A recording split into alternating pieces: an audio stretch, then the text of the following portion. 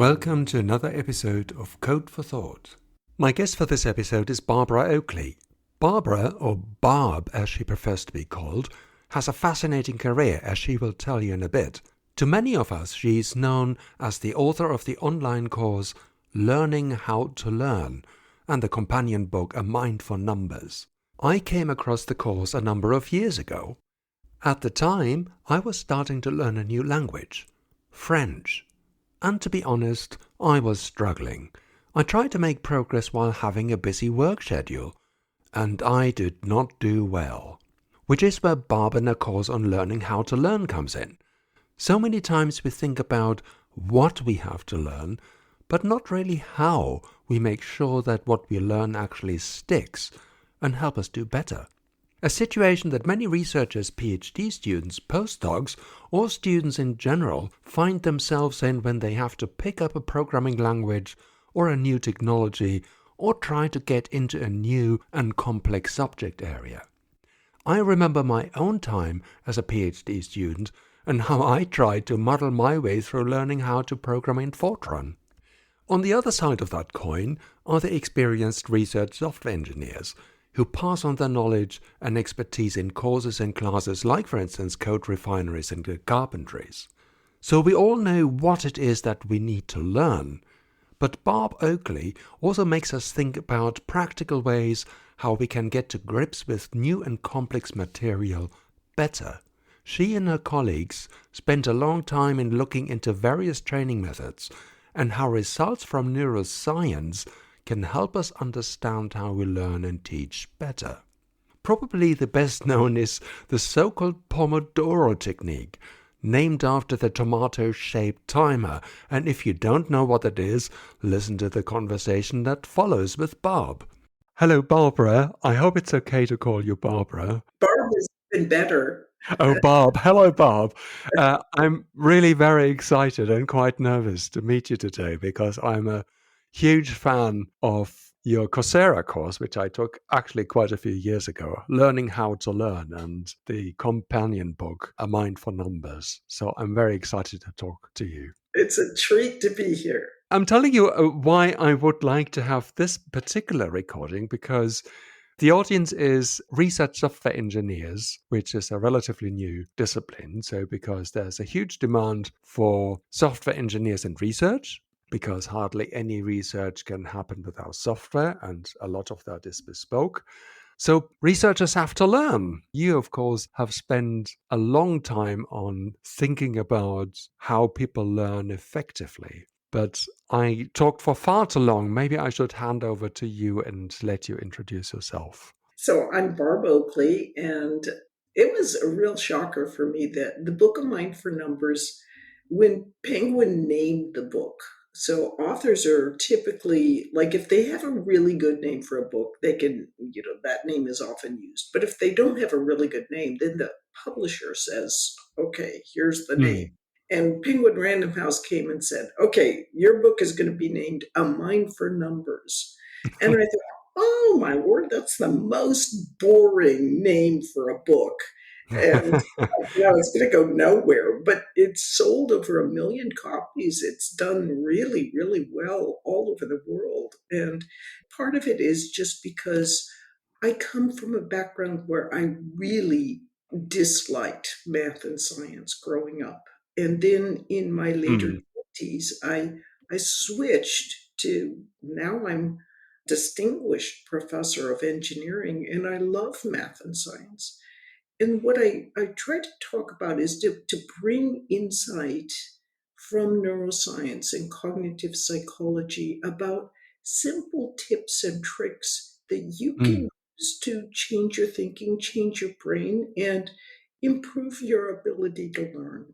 I think that is quite an exciting journey, because I remember you saying that in the course you struggled with maths and science, and people, of course, when they learn software engineering or developing programs for the first time, they struggle with that too. I did. I remember that.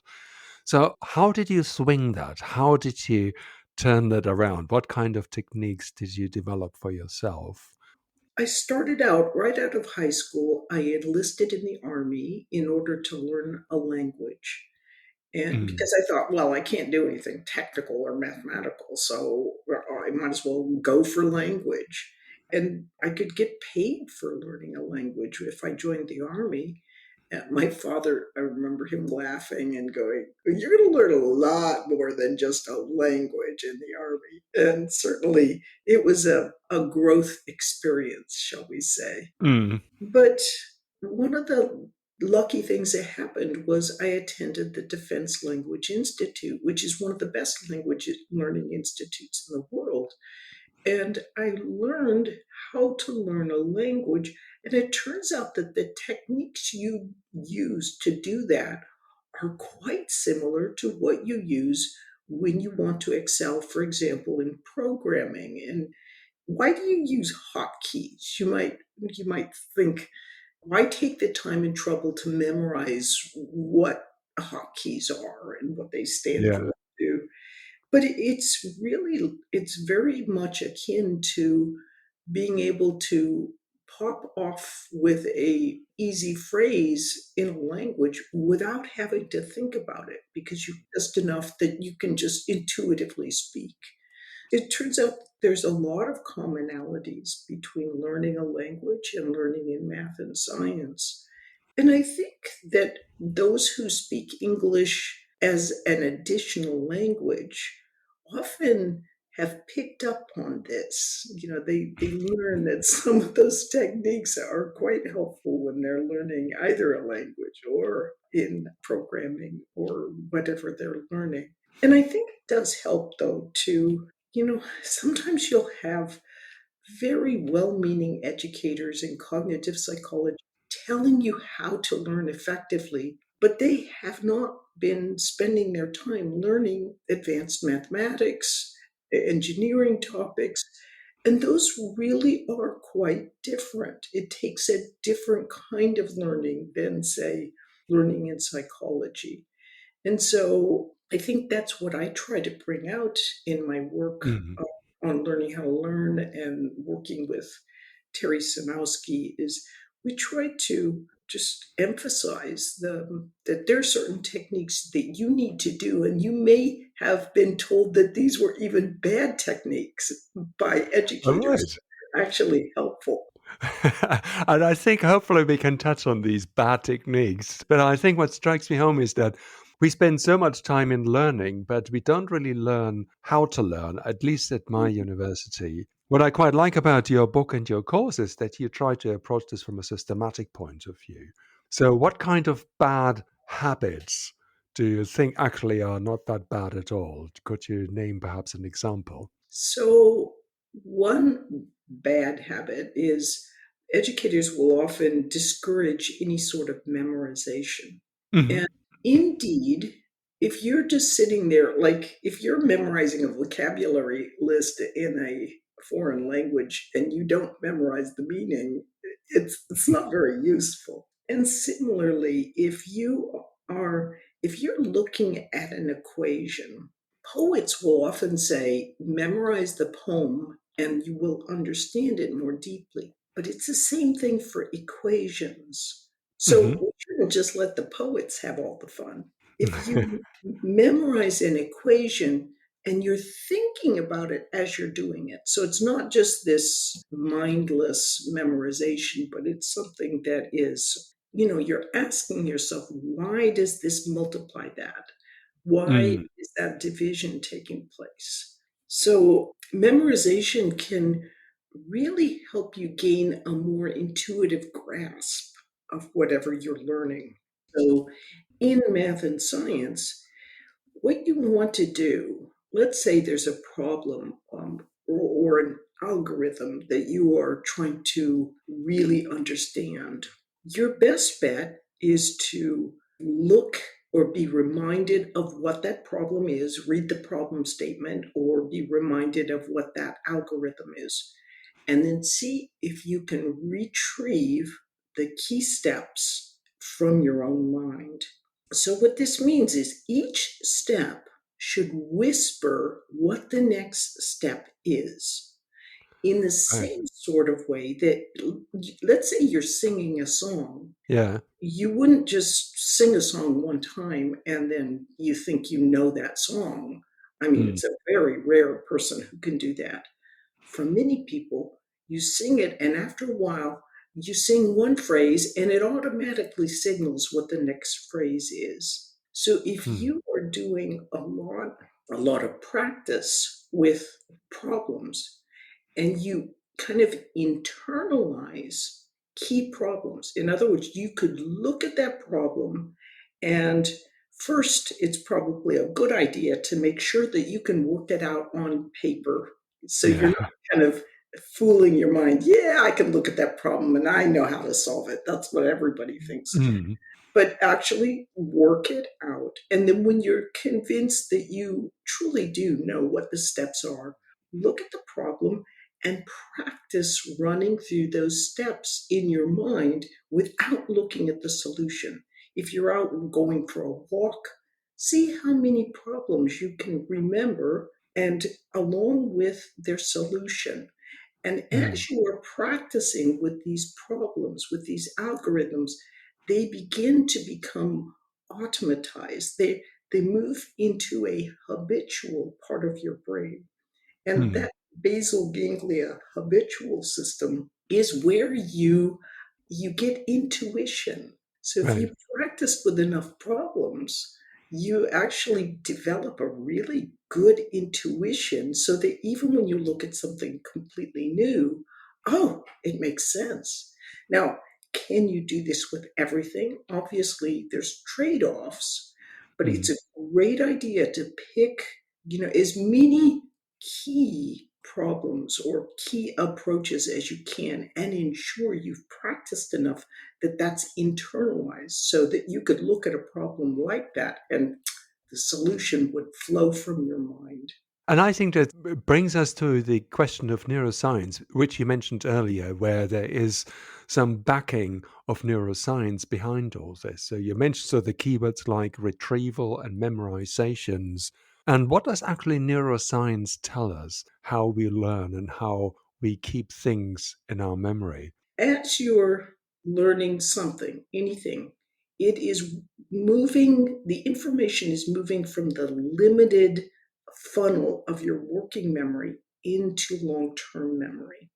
So, as you learn something the first time, you get a weak set of connected neurons in your long term memory, but it's really weak. And Yeah. so it's only when you practice by retrieving those thoughts from your own mind that those links start getting stronger and stronger. But the trick is, if it's something you really want to have an intuitive grasp of, so that you can glance and go, oh, yeah, well, I know how to solve that problem. You've got to practice it mentally enough that there's a Mm. part of your brain called the infralimbic cortex that's always watching and just kind of going, oh, are you doing this a lot? Do you drive this path frequently when you're heading home? Mm. Do you often set your camera a certain way when you're being online? All of these kind of habitual and repeated Mm. actions, you lay a parallel set of neural links. So you've got the declaratively laid sets of links because you've learned it, right, the first time. But once you practice a bunch, you also lay these automatic basal ganglia links.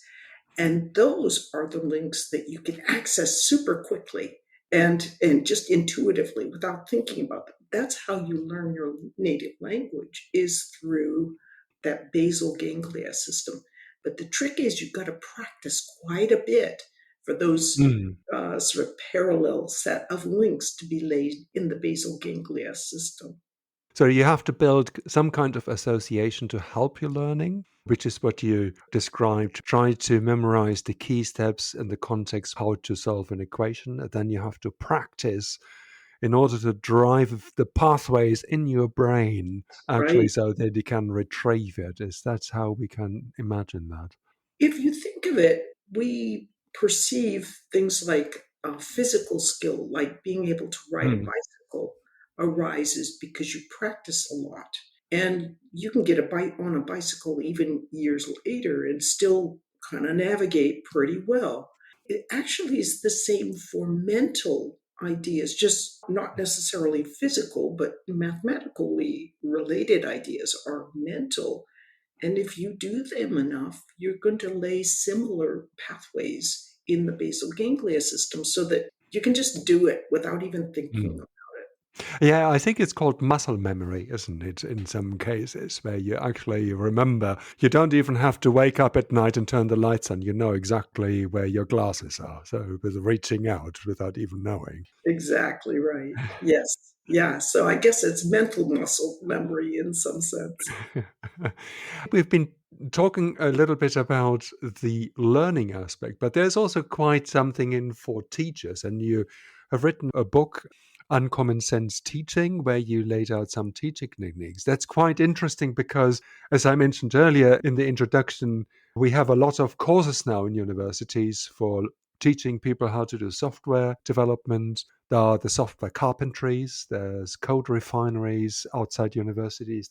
And I always wonder, I mean, how we can make sure that things actually stick Mm. and that we give people the right skills, that we present in the right way. So, how can neuroscience help us there on the teaching side? This is part of what we've just discussed as far as you can memorize new information, but unless you practice quite a bit with it, you Mm, won't get those nice, easy, quick ways of accessing that in your brain unless you've done that kind of extra practice.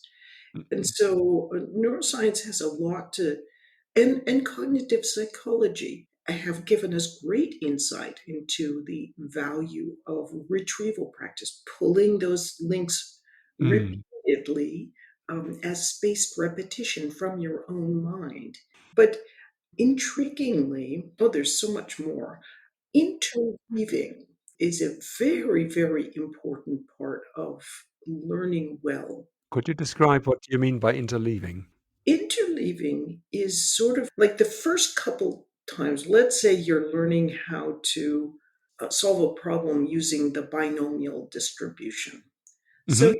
you may do a problem or some binomial problems 3 or 4 times, and you're starting to get the idea. But oftentimes, what teachers will do is they'll give you like 10 or 15 problems of binomial distribution. And by the end of it, you're like, man, I got binomial distribution down. But but what you didn't get was what is the difference between binomial and negative binomial, or between binomial and geometric distributions. In fact, you can get so used to using that one binomial tool. It's like this hammer, oh, hey, I use a hammer on a nail. Oh, I guess I can use it on a screw or anything else. So you use that tool inappropriately because you haven't practiced which tool you need to use for a particular problem. Mm, So, analogously, in language learning, you don't want to just spend all your time learning and practicing with present tense. Soon as you've got present tense down, you kind of want to start mixing it up with past tense. And maybe then, mm, as soon as you've kind of got those with future tense, you're beginning to interleave, that is, mix up ideas or techniques that might be easy to confuse or forget. So you're getting practice not only on that one, but on related and sometimes easily confusable techniques. I suppose it's the same as saying, I'm going to play some chords on the piano. I learned the yes. chords, and then you just play them over and over again without interleaving with different kinds of chords, so Mm, that your fingers get used to moving in a different way. And it's the same kind of thing if you do 10 binomial distribution problems and 10 negative binomial and 10 geometric. you're going to think you really know all of these different techniques, but you haven't practiced mixing them up. Mm. So, a very good approach. I knew a guy who was one of the top, most cited researchers of the decade. He had dyslexia, so it was hard for him to read and hard for him to learn. And at first, when he was at university, it was a struggle for him. But he began to develop this technique where he would try to randomly open a book and pick out a Hmm. problem without knowing what section that problem was in. When you subconsciously know what section it's in, you kind of Yeah. know what approach you should be using. But this way of his of just kind of trying to block off and truly just look at a problem and pick it Mm. randomly gave him plenty of practice with interleaving. So he was mixing up lots of different approaches, different ideas. The best thing to do is something that's relatively easy to confuse. So, for example, you wouldn't be mixing up if you're studying bird and differences Yeah. in species. You're not going to also throw in there some grammatical structure questions. But Mm. if you mix up things like within a subject that you're studying that might be confusable, that can really advance your learning more quickly. Mm. Because it kind of trains the ability to differentiate between things that appear to be similar at first. Right. We Mm. often simply don't realize that if we already know what tool to use, it can be easy to use the tool. So, binomial, if I already kind of know I'm supposed to be using binomial, I can charge right into it. But this is what professors often find is that, they thought their students understood all these differences, but they give them Mm. the final and suddenly they're using binomial when they should have used geometric, when they should have used something completely different. Right. And it's because either the teacher was not using interleaving when they assigned homework, which is very common because teachers Yeah. often don't know to do this, or the student didn't know to do this. So, as a teacher, then, how can you introduce interleaving without overloading people? So, without mixing too widely, so people just get completely, it goes way over their head. Oh, this is just too much to learn. How can you find that balance? I would say, let's say that you are assigning 10 homework problems to your students. So your typical thing might be okay, we're on chapter 7, the first half of chapter 7. So you give them 10 homework problems. Instead, maybe give them 8 homework problems that are from chapter 7, but then mix in a chapter 3, a problem from that section, and maybe another one from chapter 5.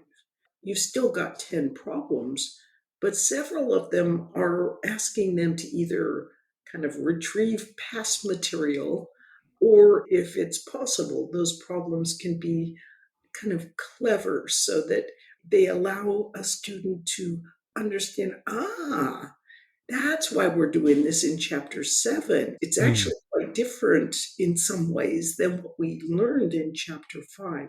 So it can allow them to reflect more closely on the kinds of things that they were studying.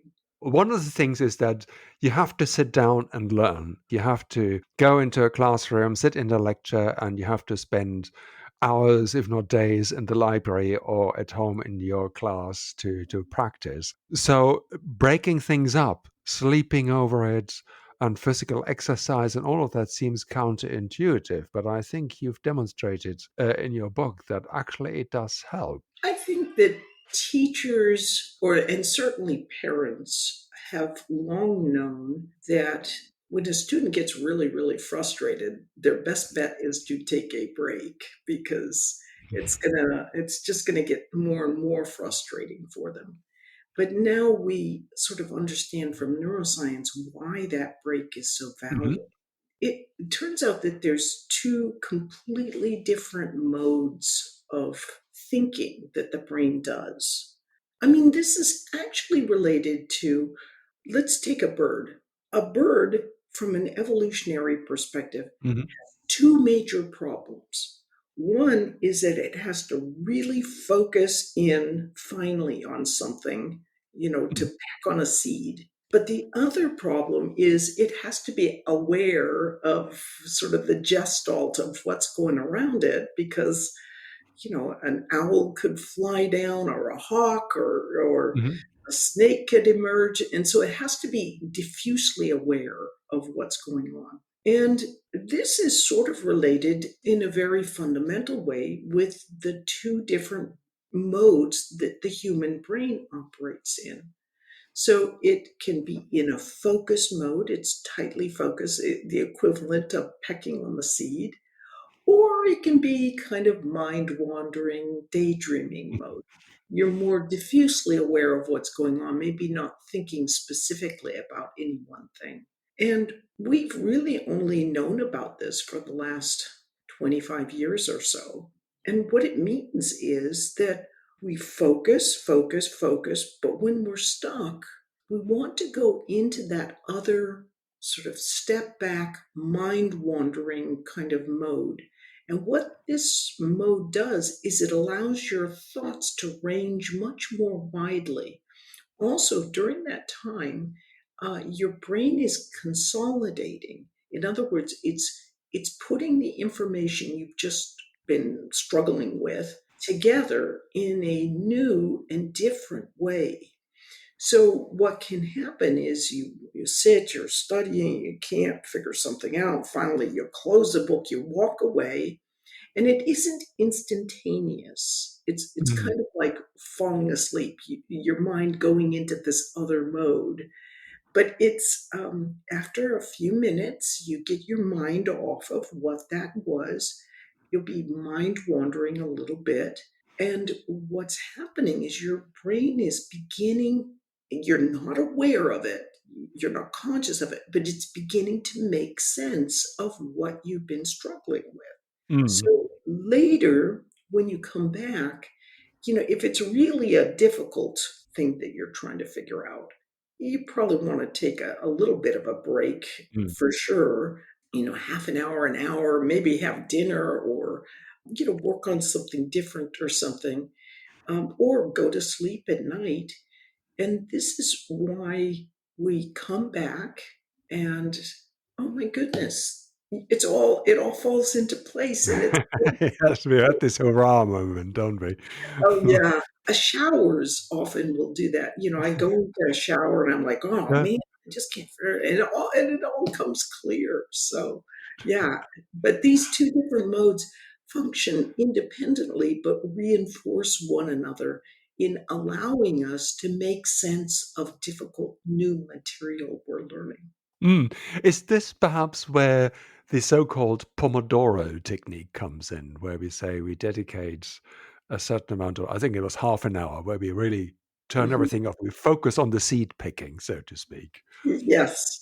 This was invented by Francesco Cirillo in the 1980s. It's a wonderful technique and it's so simple. You just Yeah. I have to show my little tomato timer here because I've been using this thanks to you.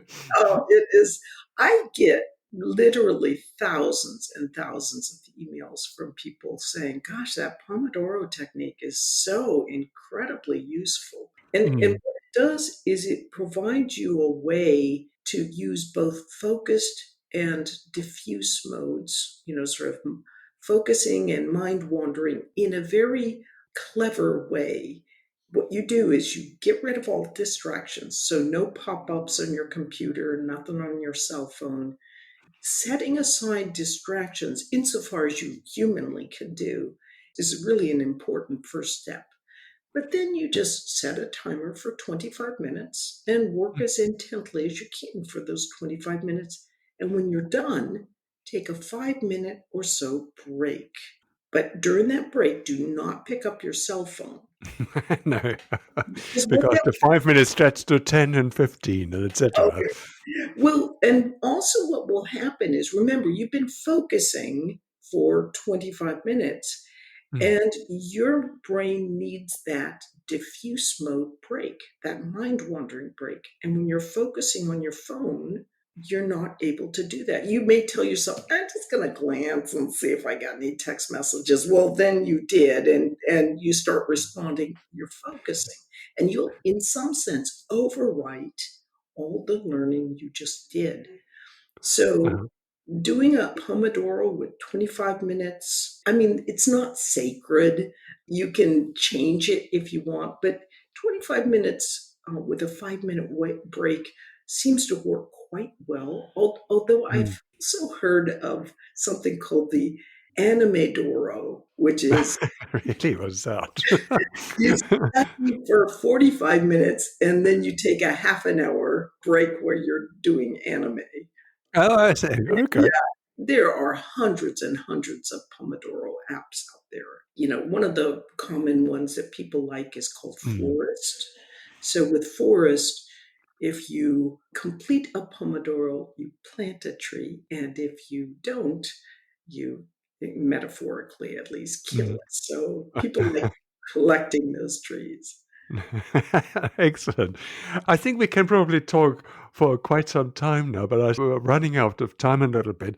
So, one of my questions that's burning inside me for quite some time really is how useful lectures are. So, we talked about it's important for people to practice and, the retrieval aspect of it. But if you're sitting in a lecture for, say, 90 minutes, you're getting bombarded with whatever the professor or the lecturer gives you, and that can overwhelm. How useful are these things in these days?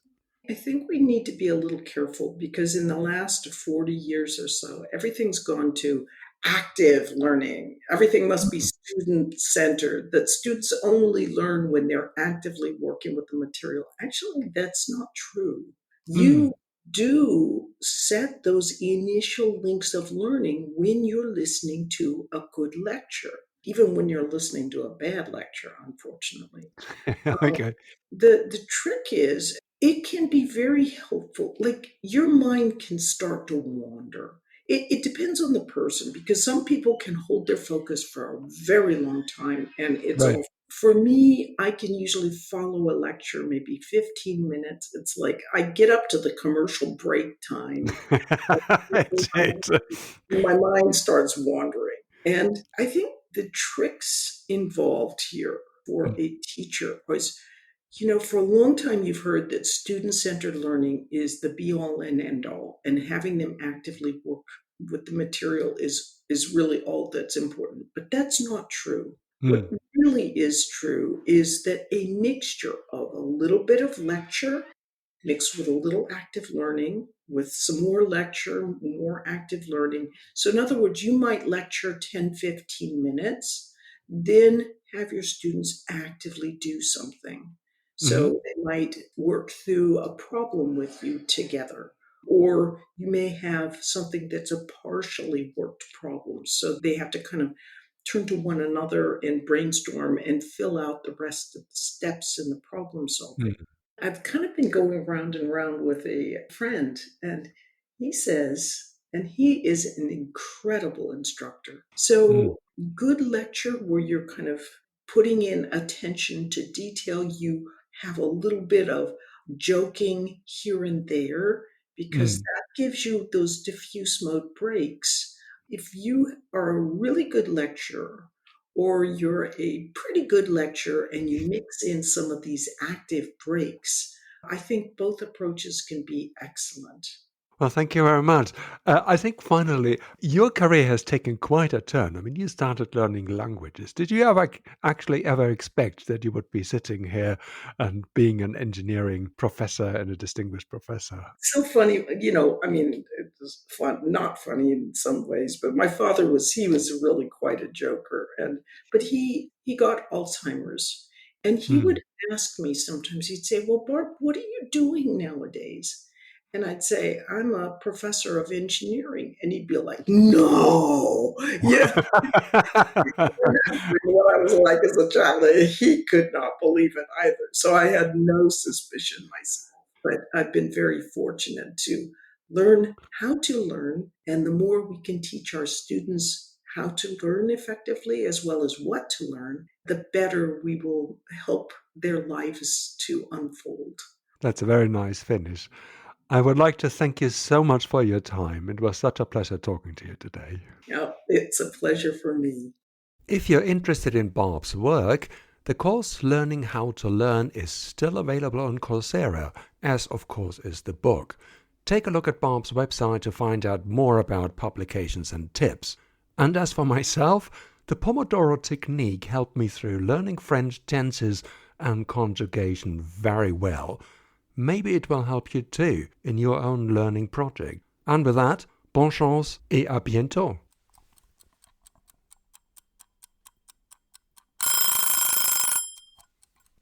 Oh, time's up. See you next time. But before I forget, this podcast is covered by the Creative Commons license. See ya.